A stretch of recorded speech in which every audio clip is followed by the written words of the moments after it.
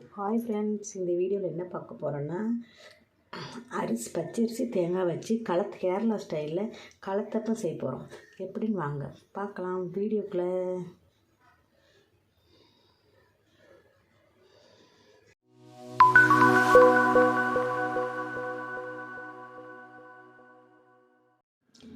களத்தப்பம் செய்கிறதுக்கு ஒரு சின்ன டம்ளரில் 1 டம்ளர் பச்சரிசி எடுத்துக்கலாம். பச்சரிசி எடுத்து அதை ஊற வச்சு நல்லா கழுவி ஊற வச்சிடலாம். நல்லா கழுவி ஊற வச்சுருக்கேன் பாருங்கள். இது ஒரு அரை மணி நேரம் ஊறட்டு, அதுக்கப்புறம் அரைச்சிடலாம். அரிசி ஊறிடுச்சு. நம்ம எதாவது மிக்ஸி ஜாரில் போட்டு அரைச்சிடலாம். மிக்ஸி ஜாரில் போட்டுடலாம். சேர்த்தாச்சுப்பாங்க. அரிசி கொஞ்சம் தண்ணி விட்டு நல்லா நைஸாக, எவ்வளோ நைஸாக அரைக்க முடியுமோ அவ்வளோ நைஸாக அரைச்சிக்கலாம். கொஞ்சம் அரைஞ்சிருச்சு பாருங்கள். இது கூட நம்ம 1 ஸ்பூன் சாப்பாடு சேர்த்துக்கலாம். சாதம், வடித்த சாதம், அந்த சாஃப்ட்னஸ் வர்றதுக்காக ஒரு ஸ்பூன் சேர்த்துக்குவோம். நிறைய தேவையில்லை, 1 ஸ்பூன் மட்டும்.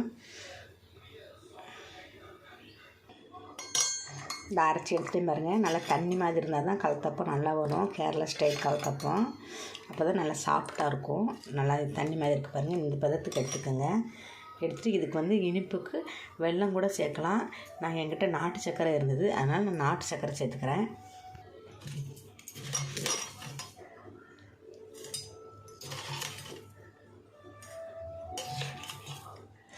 நமக்கு இனிப்பு எவ்வளோ தேவையோ அவ்வளோ போட்டுக்கலாம். நான் கொஞ்சம் நல்லா இனிப்பாகவே சாப்பிடுவோம், அதனால் நான் கொஞ்சம் நாட்டு சர்க்கரை கொஞ்சம் அதிகமாகவே சேர்த்துருக்கேன்.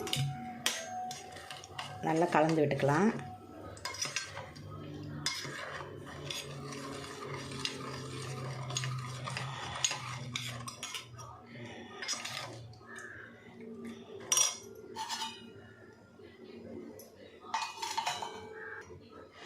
சர்க்கரை நல்லா கலந்துக்கலாம். நாட்டு சர்க்கரையை நல்லா கலந்துட்டேன் பாருங்கள். நல்லாவே எல்லாமே கரைஞ்சிருச்சு.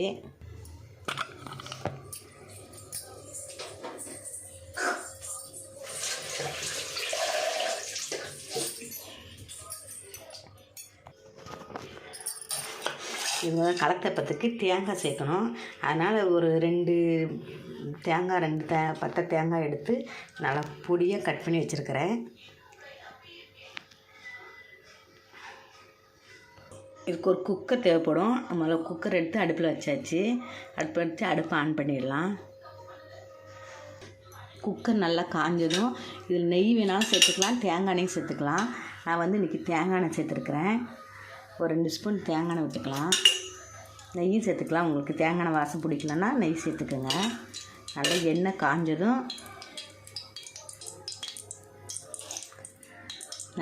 காஞ்சதும் இந்த தேங்காய் கட் பண்ணி வச்சுருக்கோம் பார்த்திங்களா, அந்த தேங்காயை உள்ளே போட்டு நல்லா வதக்கிக்குவோம்.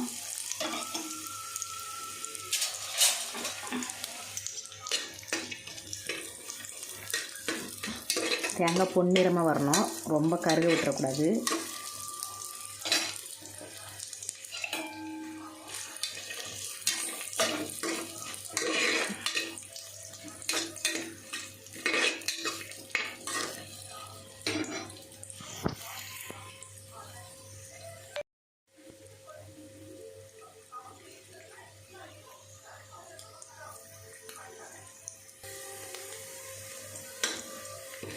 நல்லா பொன்னிறமாக வந்துட்டு பாருங்கள்.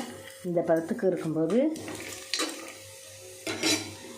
நம்ம கரைச்சி வச்சுருக்கோம் பார்த்திங்களா, அந்த மாவு ஊற்றிடலாம்.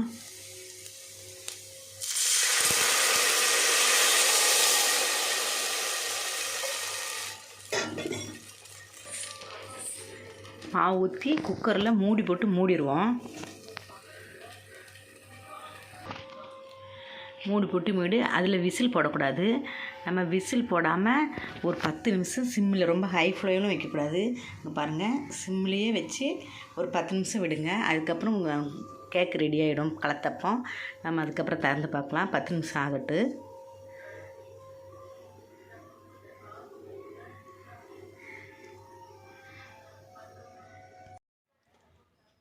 களத்தப்பம் ரெடி ஆகிடுச்சு பாருங்கள். எவ்வளோ அழகாக, எவ்வளோ செம சாஃப்டாக வந்திருக்குன்னு பாருங்கள். செம சாஃப்டான களத்தப்பம் ரெடி. இது நம்ம குழந்தைங்களும் விரும்பி சாப்பிடுவாங்க. எல்லாருக்குமே பிடிக்கும் இந்த கலத்தப்பம். இனிப்பாகவும் இருக்கும், செம்ம டேஸ்ட்டாகவும் இருக்குமா, நல்லாயிருக்கும். இங்கே பாருங்கள் எவ்வளோ அழகாக வந்திருக்குன்னு பாருங்கள். இந்த ஸ்டைலில் ட்ரை பண்ணி பாருங்கம்மா.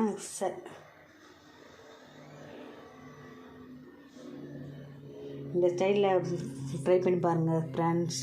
எப்படி இருக்குதுன்னு கமெண்டில் சொல்லுங்கள். செஞ்சு பார்த்துட்டு செம்ம டேஸ்ட்டாக இருக்கும். நம்ம சாதம் ஒரு ஸ்பூன் சாதம் சேர்க்கறதுனால தான் இந்த சாஃப்ட்னஸ்லாம் வந்திருக்குது. அது மாதிரி சேர்த்து செஞ்சு பாருங்கள் ஃப்ரெண்ட்ஸ். எப்படி இருக்குதுன்னு கமெண்டில் சொல்லுங்கள். வீடியோ பிடிச்சிருந்தா லைக் பண்ணுங்கள், கமெண்ட் பண்ணுங்கள், ஷேர் பண்ணுங்கள். சப்ஸ்கிரைப் பண்ணாதவங்க சப்ஸ்கிரைப் பண்ணுங்கள்.